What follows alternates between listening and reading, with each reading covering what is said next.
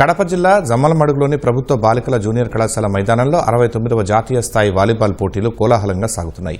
ఈ నెల 5న టీడీపీ కడప జిల్లా అధ్యక్షులు భూపేష్ రెడ్డి పోటీలను ప్రారంభించారు.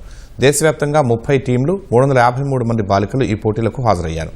జమ్మూ కాశ్మీర్, ఉత్తరాఖండ్, మధ్యప్రదేశ్, చండీగఢ్, మహారాష్ట్ర, ఒడిశా వంటి సుదూర ప్రాంతాల నుంచి బాలికలు పోటీలో పాల్గొనేందుకు వచ్చారు.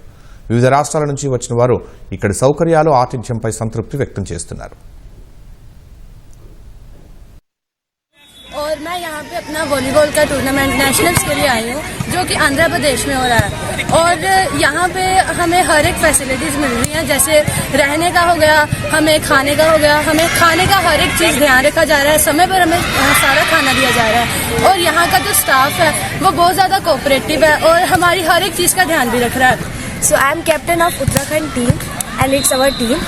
तो हम जब आंध्र प्रदेश आए, इधर का क्लाइमेट वैसे बहुत हॉट है, पर इधर आके हमको बहुत अच्छा लगा। इधर का फूड बहुत ही एक्सीलेंट, एवरीथिंग इज एक्सीलेंट हमको यहाँ की। और इधर का ग्राउंड भी बहुत अच्छा है और लोग तो बहुत अच्छे हैं, बहुत ही पोलाइटली बात करते हैं हमसे। Basic I am captain of AP and నేను వైస్ కెప్టెన్.